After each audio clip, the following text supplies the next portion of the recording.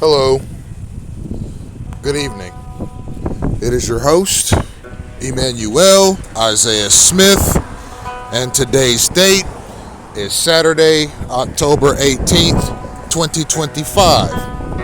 The time is 5:35 p.m., and I am in Homestead, Florida. The topic of today's lecture is international considerations.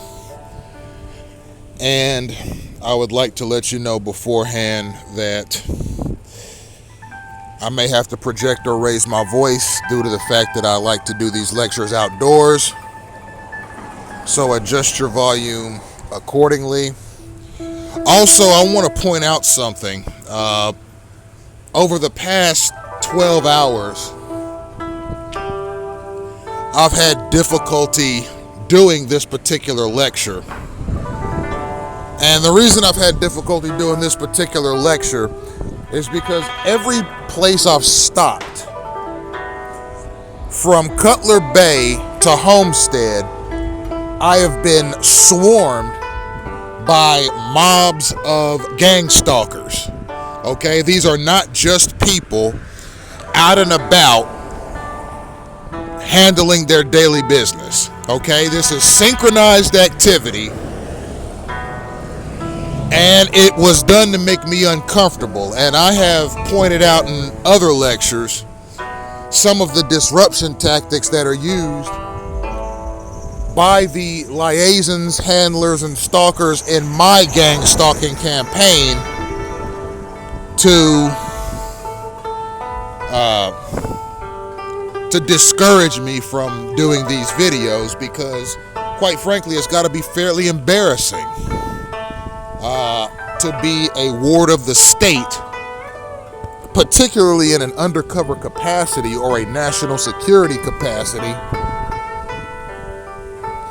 and your misuses, abuses, and misappropriations of the power given to you by the state are being exposed this spectacularly by one of your subjects. Okay, the targets were not supposed to figure this out. The targets were simply supposed to be the sacrifices or the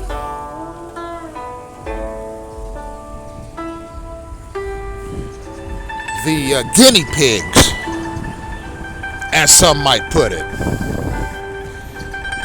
And mind you, too, ladies and gentlemen, I want to speak on this too before we get into the main talking point. There are religious elements involved in gang stalking. Okay, I have mentioned in various other lectures that there are extremely religious underpinnings to gang stalking campaigns, extremely religious underpinnings, which makes me think that the organized religious establishment in the United States had a hand in its organization and have a hand in its implementation in American society. And as I was brainstorming last night, thinking of topics and talking points, I remembered very vividly a thought that came to my head sometime last year about how there's a creepy, ill-conceived crucifixion visual that is present in gang stalking campaigns. And my conclusion to that is that hyper-zealous or overzealous Christian elements and third parties that put together gang stalking campaigns have this wild and bizarre fantasy about people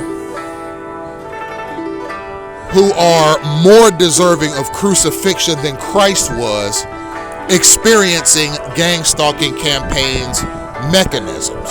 I'll elaborate. And eventually I'll do an entire lecture on the religious elements of gang stalking. It might be my very next lecture, but I'm going to talk briefly about it here in the International Considerations lecture. So,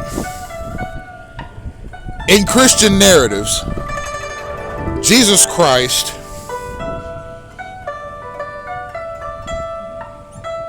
was the cleanest, purest man to ever walk the earth.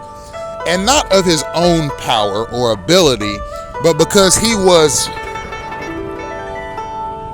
the Son of God. And being the Son of God, the Almighty God, the Creator of all things, he was able to draw from his lineage, his pedigree, his power or authority as God's Son to be perfect in every way with respect to his actions. Okay, the Bible says that Jesus Christ was not a very handsome man. Okay, so he wasn't perfect in his physical appearance. But according to the scriptures, Christ was perfect in his capacity to do good at all times. Now, whether you believe that Christ was a real person or whether he's an allegorical figure, that is generally understood. And despite him being perfect, despite him preaching God's kingdom, despite him having a mission of mercy and forgiveness and salvation for all people who follow his commands, he was still brutally executed. And there are some Christians in this country who don't understand that the reason Christ was executed was because he claimed to be the Son of God. And in the ancient Roman Empire, which is where Christ was born, where he lived in Palestina, which is what the Romans called it, because the Romans had conquered it. So they could call it whatever they want. They could have called that area of the world anything. But the known world at that time, including much of Europe, much of North Africa, much of the Mediterranean, and much of the Middle East, was all Roman territory. And the Emperor of Rome had the title Filius Dei. Filius Dei means, in the Romance language, the Son of God. So the Roman emperor considered himself to be the Son of God.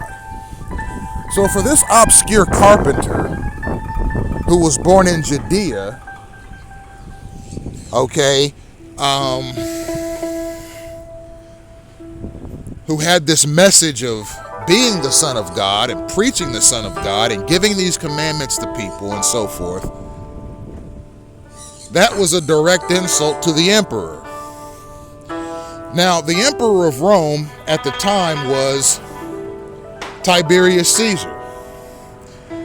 And he is never mentioned in the story of Christ, but he was the emperor during that time period. So, if Caesar had have heard of this, he would have had Christ executed on the spot. But the Caesar of Rome, who was considered practically the emperor of the whole world, they didn't hear about every crime or every act of sedition that happened in their territories. Those crimes were handled by local magistrates and governors. So the Caesar of Rome probably never heard of Jesus Christ.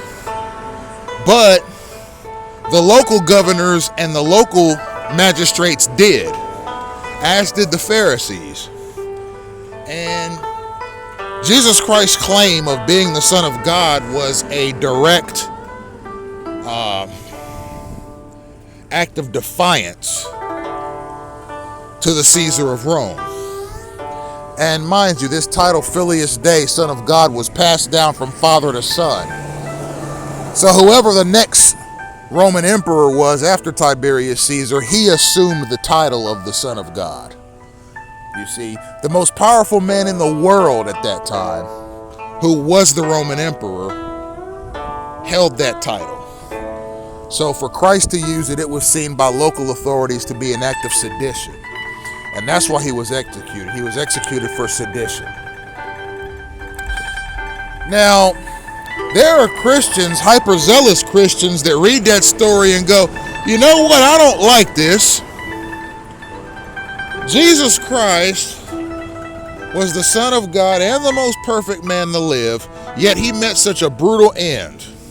Meanwhile, you got here in the United States, you got people who drink and smoke and cuss and fornicate, and you know, they're watching R-rated movies and listening to R-rated music, and they're being jerks to people, and they're mean to people, and they're all these horrible things, and they commit all these horrible sins on a daily basis, and they live good lives. Some of them even grow to be millionaires. And when they become millionaires and billionaires, they continue that behavior. Meanwhile, Jesus Christ was perfect in all his ways. He never hurt anybody, and he was executed so horribly. We don't like that. We would like to see people who commit sins treated worse than Christ was treated, because Christ was better than they were. You see, I can promise you, ladies and gentlemen, here this day, as I stand here in Homestead, Florida, okay, that there are Christian elements that go into the prosecution of gang stalking campaigns for sins in the name of Jesus Christ. Okay? It is in many respects a crucifixion. There's a crucifixion element to it. The targeted person is the condemned, and they are being offered up to Christ as a sacrifice by the religious establishment in this country under the guise of organized gang stalking campaigns. Now, that's not to say the entirety of the gang stalking campaign is rooted in Christian theology, but I'd say 25% of it is rooted in Christian theology. The other 75% is rooted in state-sanctioned thuggery through its national security protocol. Okay? The reasons that a targeted person are attacked on a daily basis and in so many different ways and places is obscure. But ultimately, it's state-sanctioned hatred, it's state-sanctioned violence, it's state-sanctioned thuggery, it's state-sanctioned domestic terrorism, and it's state-sanctioned murder. All of which was passed post 9/11 in national security bills that were thousands of pages long that no one in Congress actually flipped through. And it was implemented by stealth without the will of the American people or without any debate on its operation or operation or implementation. And I'm going to say another word too, because a lot of you stalkers, you're very presumptuous. And quite frankly, a lot of you seem very dim-witted as well. I don't think any of you could do what I do. I don't think any of you could do what I do. I mean, gang stalkers have the ability to copy off people and rip people's work off through Project Echelon. Okay, that book a target's working on, or that paper a target's working on, or a speech that a target is working on, or a project that a target is working on, or a graphic design module that a target is working on. Through Project Echelon, gang stalkers can hack right into your computer and steal whatever you're working on and pass it off as their own work somewhere else. Gang stalkers do that a lot. Matter of fact, that's one of the perks to being a gang stalker. You don't have to do anything. You don't have to be creative. You don't have to be hardworking. You don't have to be enterprising. Okay?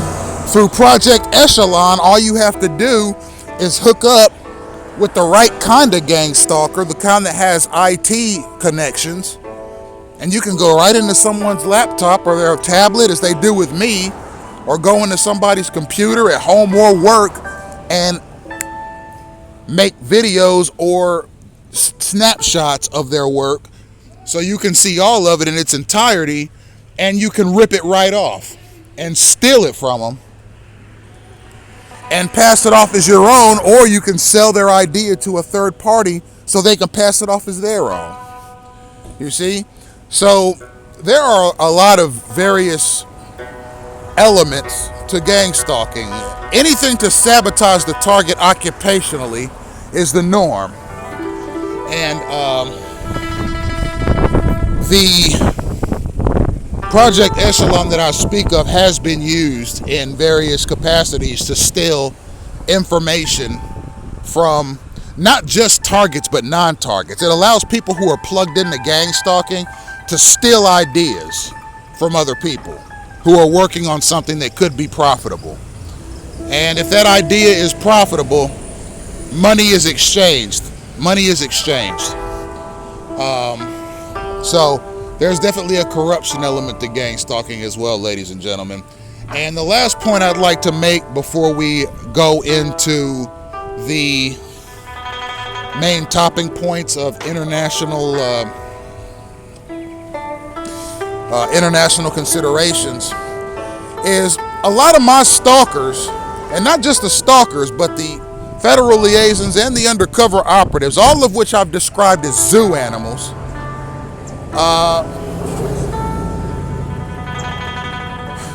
they're trying to downplay the level of sophistication, technology, and planning. Okay? They're trying to downplay the stratagem that goes into my gang stalking campaign. They're trying to make it look as if with my gang stalking campaign, it's just a bunch of Joe Blow schmucks throwing a signal here and there, telling each other where I am with their cell phones, and they're just approaching me, doing all kinds of obnoxious, disgusting, pandering, and atrocious things. But no, ladies and gentlemen, I have let you in on the truth, particularly in my weapons technology series. It's a 5-part series. You can find me on Facebook or YouTube and listen to that 5-part series about weapons technology and all the various sophisticated technological elements to gang stalking campaigns. It takes surveillance, it takes tracking, it takes data interception, it takes personnel mobilization, it takes biorhythm hacking, it takes perpetual observation of the target. It uses thermal imaging devices so you can see what a target is doing while they're inside of a building. It uses X-ray technology to see what's in a target's bag at all times. It uses various other technological elements like ultra-low frequency, okay, which are devices that emit ultra-low frequency radiation. And if it's pointed at a targeted person over a period of time and used on a targeted person over a period of time, it can cause health defects of various levels of severity. There are stem receivers that are used to collect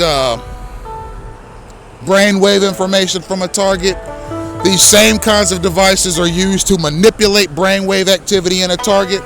And these same types of devices are used to manipulate the heart rate of a target. Okay, I myself have been who has always been healthy, was hospitalized multiple times since 2016 for heart palpitations, in which my heart started beating uncontrollably, and it was not a heart attack, and it was not anything related to heart disease. My heart is perfectly healthy. What was happening was I had some sort of device was used to manipulate my heart rate from a remote location. Okay?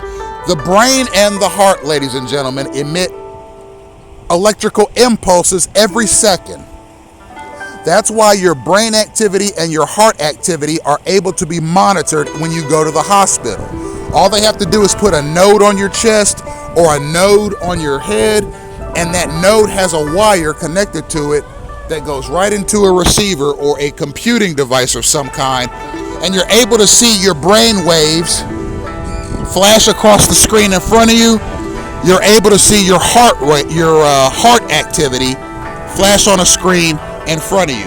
That's because those nodes are picking up the electrical impulses in your brain and your heart and projecting them through that wire onto a computer so that the doctors can monitor your heart rate and your brain activity. Okay? So, those electrical impulses can and are manipulated by third parties using highly sophisticated military industrial grade weaponry. And that weaponry is used in various capacities to not only manipulate a targeted person's mood, but manipulate their entire life. It's a bunch of boys playing God, is what it is. And I would like to further address the disgusting nature of the stalkers themselves. I mean, it would be as if a country looked around and said, "Who are the most useful idiots I can find in the country?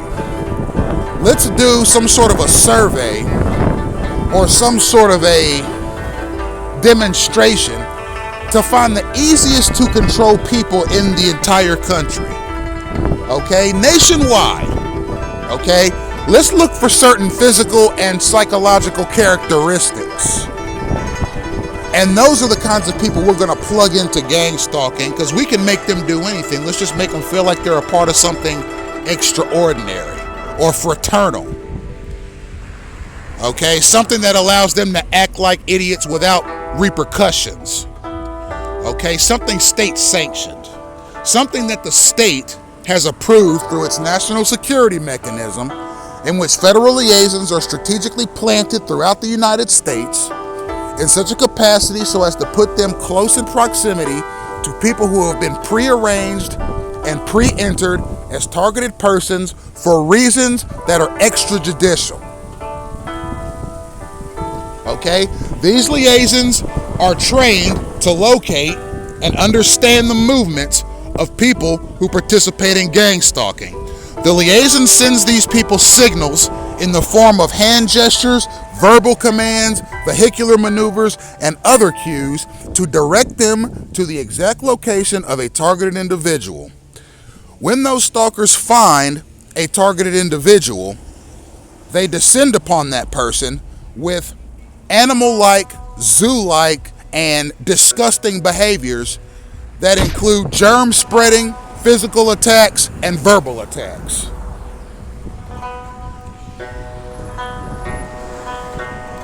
All right, ladies and gentlemen, let's get to the main talking point of today's lecture.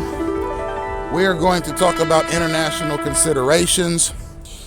This is important because there appears to be an international community of targeted individuals. Apparently, the United States is not the only country that has gang stalking in it. Now, I can't speak for anyone else, and as I oftentimes say, if I'm not the only one in the world, meaning the only targeted person in the world, I highly suspect my significant other Lori is a target herself, which I consider to be extremely lowly and cowardly on the part of the liaisons that handle her and the stalkers and the undercovers that oversee her targeted harassment campaign. There are a number of persons that keep circling the block that I'm on motorbikes.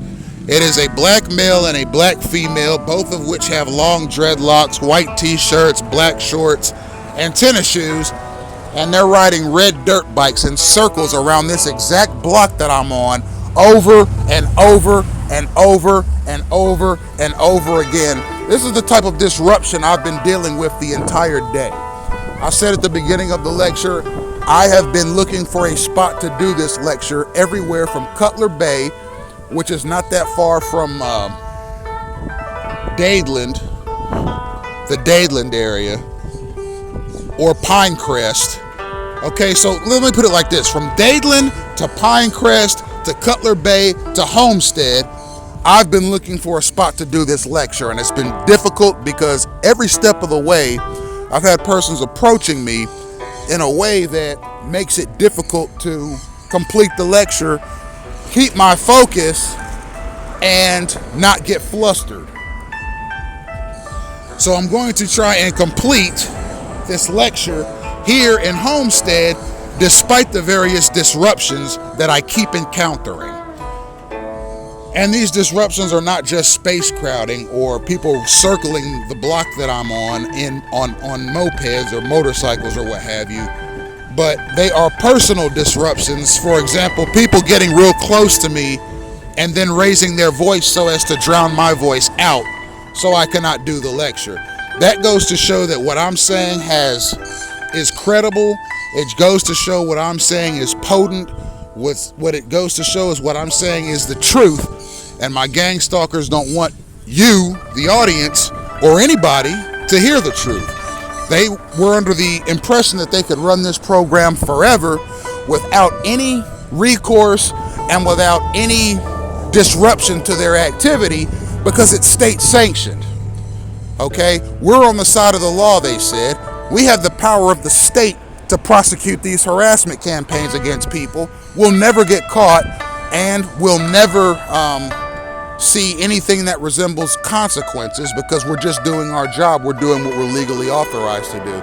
But as it turns out, they were committing acts of state-sanctioned thuggery against people and state-sanctioned crimes against people, and their crimes have been figured out, and now they're being exposed. And they don't want you to hear the truth. That's why they keep disrupting my lecture. Okay? Dadeland South, Cutler Bay, Pinecrest, Homestead, each city I've stopped in to do this lecture has been disrupted. But I think I found a spot with minimal disruption, so I'm going to continue. International considerations, ladies and gentlemen. The only country I've ever lived in is the United States. The only other country I've been to is Canada. That was in 1998. I was only in the 8th grade, maybe 14 years of age. And we did things like visit Niagara Falls, visit haunted houses, and so forth. I was probably in a targeted campaign then. I just didn't know what to look for. Okay? That was many years ago, more than 27 years ago now. So I don't remember everything that happened out there in Canada, but I can tell you something, that there's likely a targeted individual community out in Canada. Okay, this program, it's designed to make a sort of a hell on earth scenario for certain people. Okay, if you're not affected by it, you're not affected by it indeed. If your next door neighbor is a targeted individual, you wouldn't know it if you weren't, because you don't know what to look for, and you don't know what that person's going through on a daily basis. You don't know what that person's going through from the time they leave their home to the time they come back to their home. Okay, if they even have a home to go to. Part of gang stalking's auspice or its mechanism is to cause destitution by sabotaging someone's work life and making their personal life outside of work as disrupted as possible, so it would be difficult to find grounding, focus, or motivation to do well on their job. So there are targeted persons who at some point in their life have to move in with somebody else or become homeless and try to find housing through the a state-assisted living mechanism. So that's part of the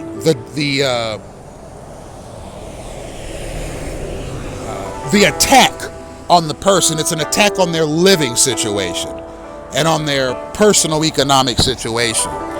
So with respect to other countries having gang stalking in them,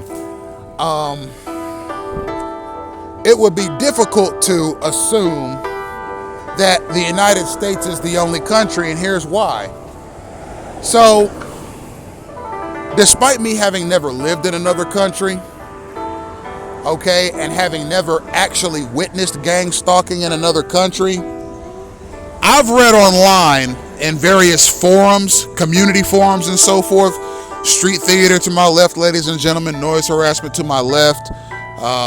Again, multiple attempts today to disrupt this lecture by my gang stalkers, who obviously don't have enough respect for me or themselves to let me finish this lecture peacefully. And the reason I say that is because part of gang stalking is making these stalkers feel big and important and like they're better than somebody. Okay, we'll give you a signaling mechanism and we'll allow you to be pointed in the direction of someone that you can treat like garbage. Okay, so you can feel better about yourself.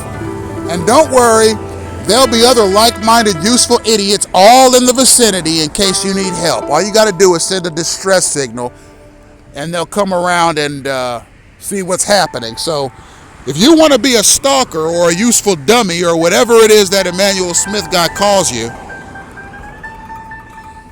go right ahead. You will be safe in your thuggery.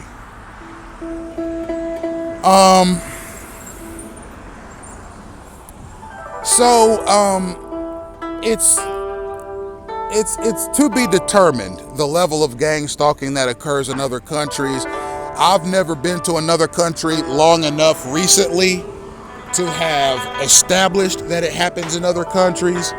I imagine that it's something that has been going on in the United States in varied capacity since the 1960s and has persisted in the United States in varied capacity since the 1960s. But I think starting in about 2013, the United States turned the volume all the way up, okay, and kicked gang stalking into high gear just so it could see how much of it could perpetrate against people without people getting wise to how it operates.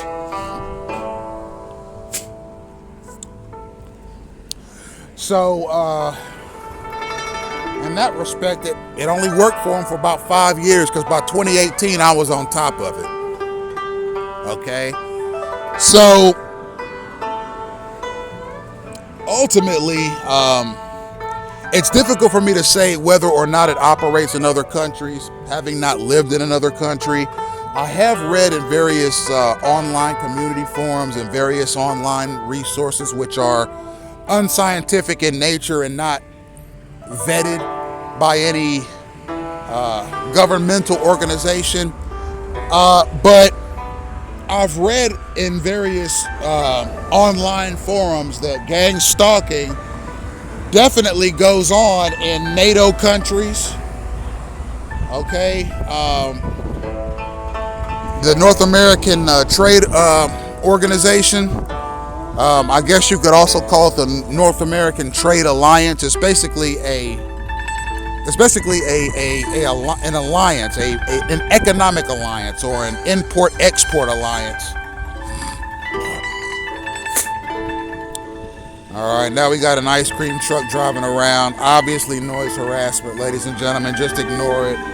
Like I said, I've been experiencing trash like this all day. Constant noise, constant people walking and riding back and forth in front of me in synchronous fashions. And really just every disruption you could imagine, okay, has come my way during this lecture. It's pathetic because I see through it. And I've called it out in so many different ways on so many different platforms, yet they still do it because they don't like the sensation of having been beaten by one of their subjects, by one of their targets. But that's something they're going to have to get over. And it proves that gang stalkers, liaisons, undercover operatives that participate in this nonsense are not only thugs, they're not only dummies, they're not only state-sanctioned rascals and harassers, they're not only useful idiots, but they're also unsportsmanlike. Okay? Don't ever let a stalker tell you that this is a game, that targets are playing. Okay? Don't ever let them tell you that this is some battleground and that the rules are clear and defined. This isn't a battleground. This is state-sanctioned attacks. Okay? And the reason that it has the authority that it does is because Congress was unaware of it until recently. I know there are some congressional members that know about it now, but they're under direction from their party leaders not to speak on it until the national security apparatus tells them to speak on it. Okay?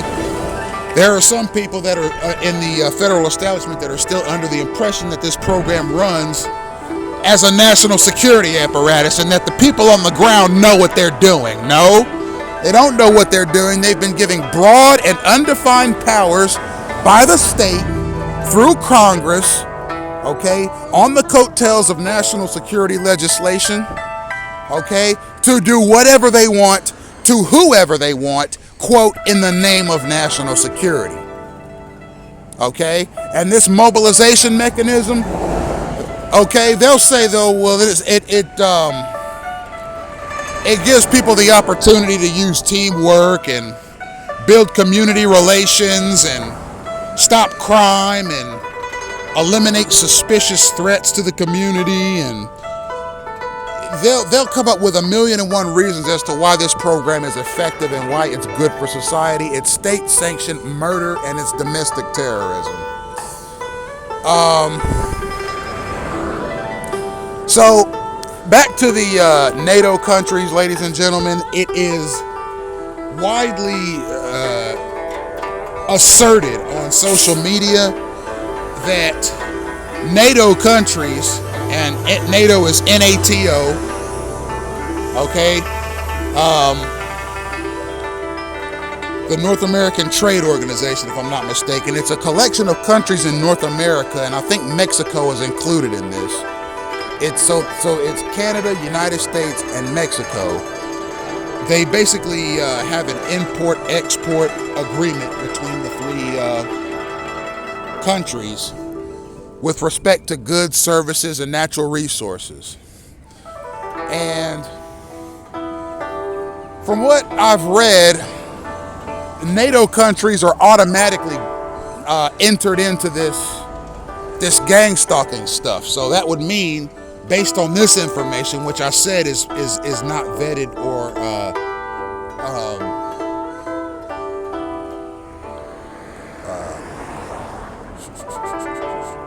signed off on or credible with respect to having been observed by any government entity. But based on what I've read, because the United States, Canada, and Mexico are all in NATO, the North American Trade Organization, the three of them are automatically entered into this mechanism. So that means that without even having been there, okay, you could automatically assume that Canada, the United States, and Mexico all have elements of clandestine gang stalking in them. Okay? Now that's just based on what I've read. And unfortunately, most of gang stalking's auspices and most of its inner workings have not been evaluated or examined by any governmental auxiliary in the country. But there is a very persistent information filter in play to deny its existence. Okay, the first information filter that has been implemented into the United States societal mechanism by the national security apparatus is, the first thing we'll do is we'll say the people coming forward are psychotic, and we'll get a few accredited psychologists to confirm that. And the next thing they'll do is they'll say, well,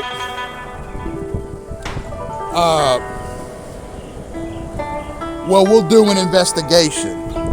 And they might find some federal auxiliary to do a 30-day investigation and come back with this. Well, we did an examination of the probability of gang stalking's existence. We monitored so-and-so target for a few days, then we monitored so-and-so target for a few days, then we monitored so-and-so target for a few days, and we just came to the conclusion that they weren't experiencing anything strange at all. And they will mark that down in federal databases. Now, what federal auxiliary would be a part of such an investigation? The only three that I could think of right off the top of my head would be the CIA, the FBI, or the Department of Homeland Security. Okay? Those are the only three federal auxiliaries that I could see doing an active investigation into the realities of gang stalking. And I don't think either of these agencies would be honest in their documentation. They would probably send some Joe Blow agent or maybe a team of Joe Blow agents to use gang stalking tactics on somebody to surveil them for 30 days, and then at the end of it, just write down in their file, didn't see nothing weird, didn't see nothing strange, nothing was going on. This person's not a target, that's for sure. And because it goes into a federally kept database or a federally kept record, that gives it some sense of finality. And that's a shame, because what you're doing is you are undermining the U.S. Constitution and all its precepts, the Bill of Rights and all its precepts. You're undermining the inalienable rights of each target. You're disrespecting the legacy of every soldier who's ever gone to war for freedoms and liberties that people enjoy.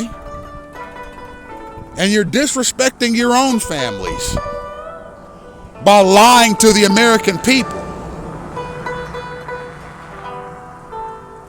Some of your ancestors, you stalkers, liaisons, and undercovers, some of your ancestors are probably rolling in their graves because of the way you act. I know if I were any of your ancestors, I would be. I think a lot of you present yourself in a disgusting fashion. I can only wonder what your families are like. If they're anything like you, I don't want nothing to do with them.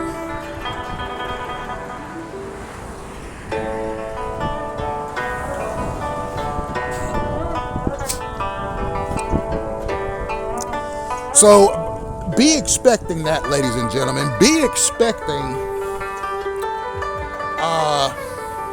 liaisons and undercovers and stalkers to be placed in the general vicinity of targeted individuals, okay, so-called observing them and their surroundings, not so they can document anything strange, but so they can document the things that are not strange, and essentially go back to whoever it is that sent them on their mission and say, nah, nothing weird here.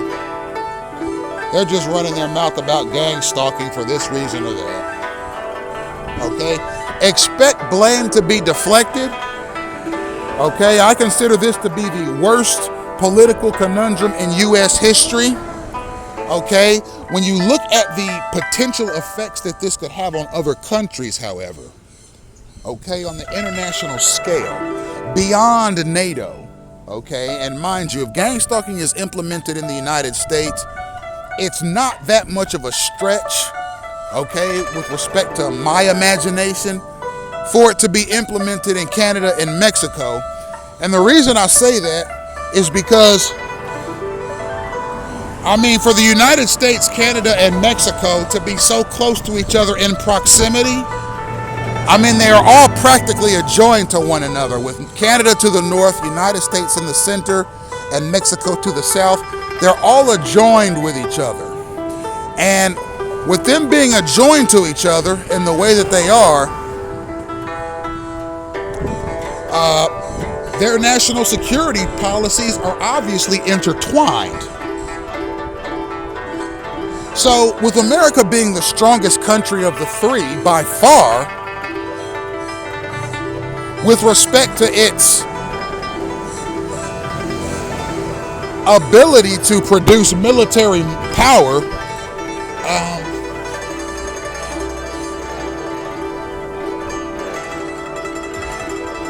national security policies that are ratified by Congress here in the United States are obviously going to have an effect on Canada and Mexico. There's just no other way around it. And I would not suspect at all, I wouldn't find it at all unreasonable to suspect that This essentially this covert social engineering protocol, okay, which not only affects the lives of targets but uses them as jumping off points for action between stalkers. Okay? This mechanism is not something that the United States would implement in its own borders and not implement in Canada or Mexico. If it's implemented in the United States, it's going to be implemented in Canada or Mexico. And the reason it's going to be implemented in Canada or Mexico is because the United States has sway over Canada and Mexico with respect to national security policy. And the reason it has sway over Canada and Mexico with respect to national security policy is because the American Departments of Defense and the American Departments of Justice have more members and more resources than the Departments of Defense and Departments of Justice in Canada and Mexico. So you could categorize it as Canada and Mexico taking America's lead with respect to national security protocols.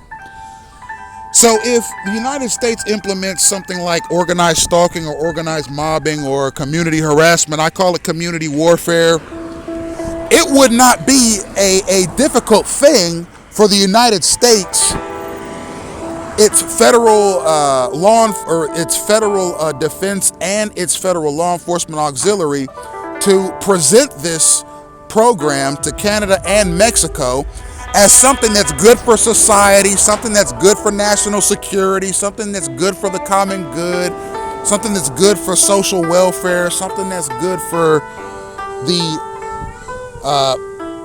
prosperity and the posterity of both of those countries. And I think that there'd be a trial period where the federal establishment in the United States demonstrates it, okay, for Canada in various capacities, then it demonstrates it to Mexico in various capacities and shows how it's used, how targets are selected, how they're disrupted, and how various other objectives, okay, that this signaling mechanism is supposed to accomplish, how it works, okay? It's not just a containment, harassment, and confrontation mechanism. It's not just a disruption mechanism. It's not just an elimination of a meritocracy. There are other social objectives that this signaling mechanism is good for, okay? There are a number of members of the national security apparatus in this country that might say, well, this is good for citizen-oriented policing, or this is good for community watch networks, or this is good for the protection of children or teenagers in their various communities, okay? It's not just about locating suspicious persons and disrupting them, or locating targets and disrupting them, or making them flee the area or what have you, but it's a way of allowing select U.S. citizens to use a covert signaling mechanism to watch their community, okay? They could put it to you like that.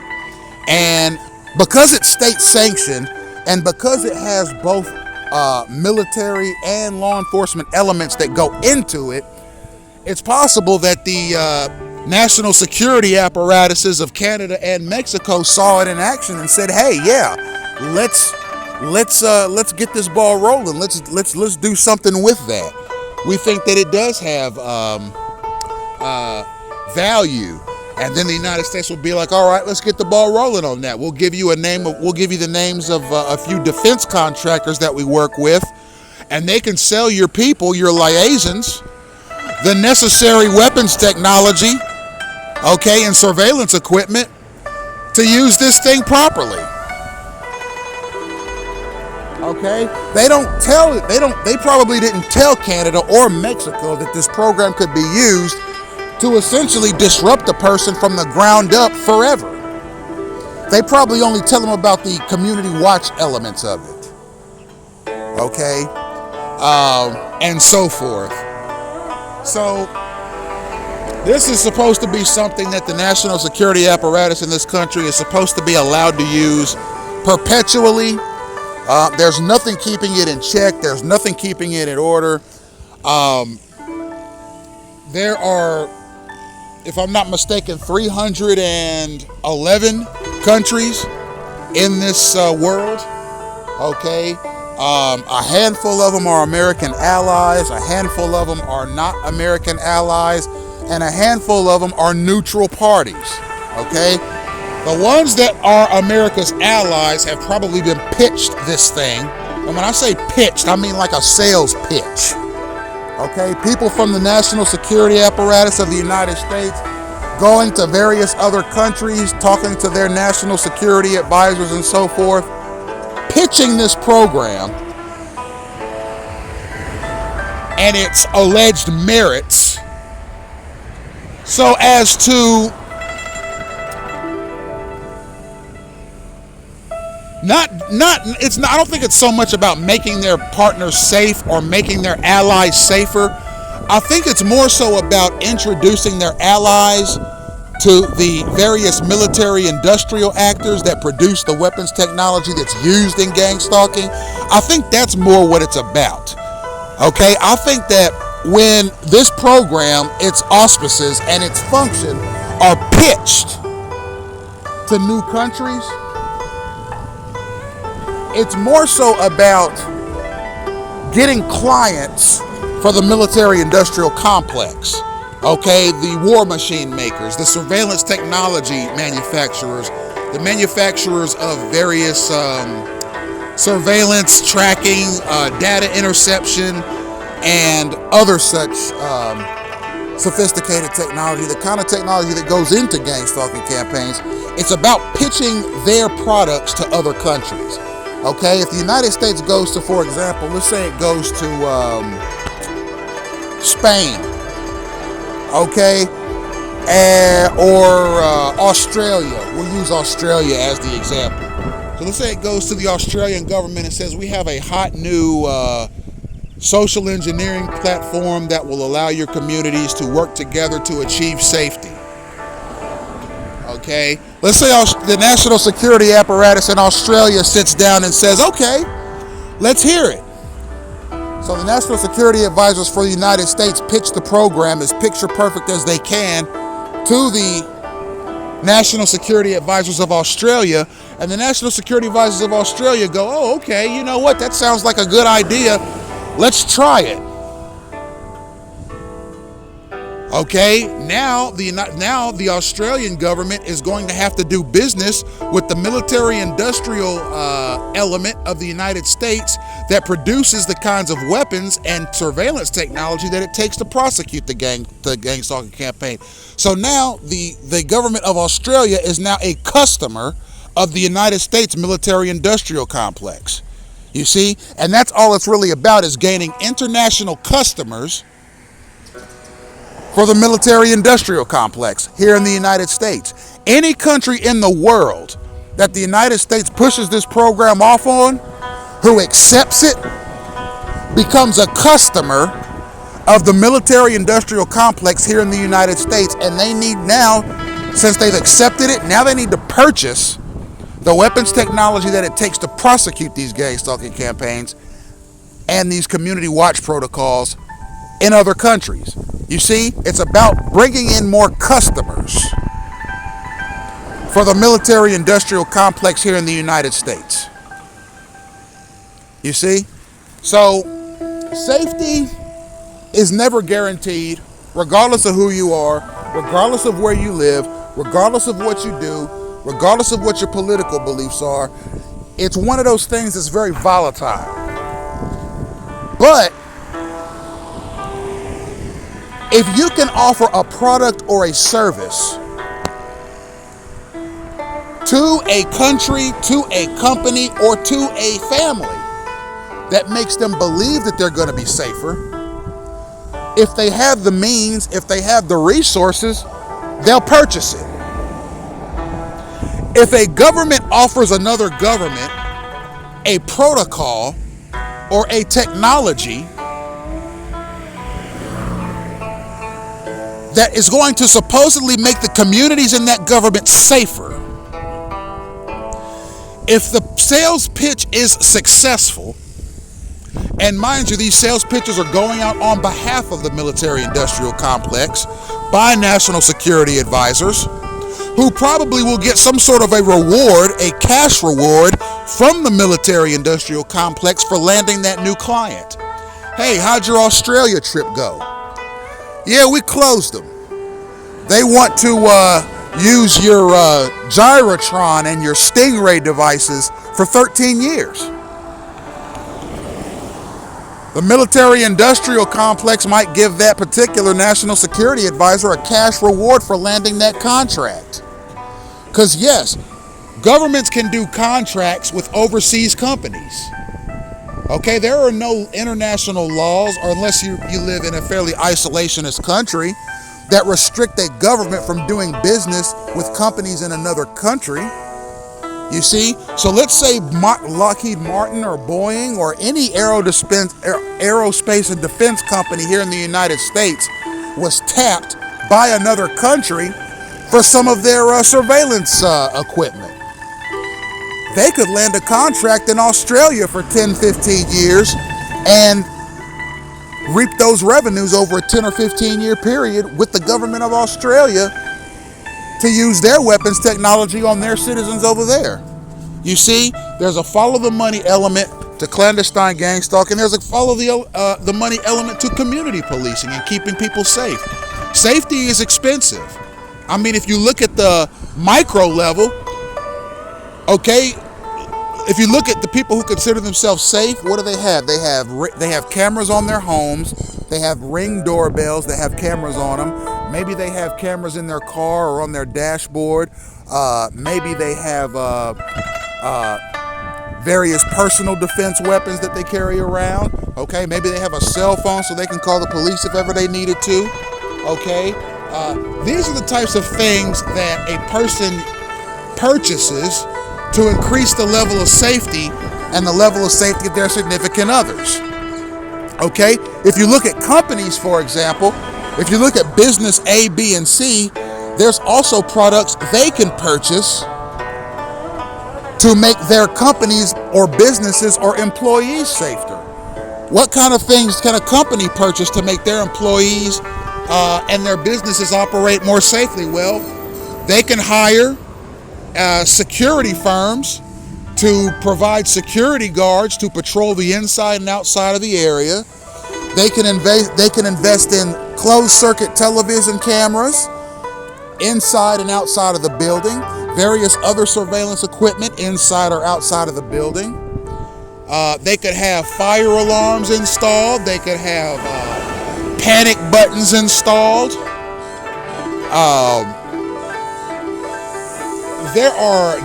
They could use advanced or electronic keys to gain entry into the building rather than standard keys. They could use electronic keys that use a electronic tapping mechanism as opposed to turning the key.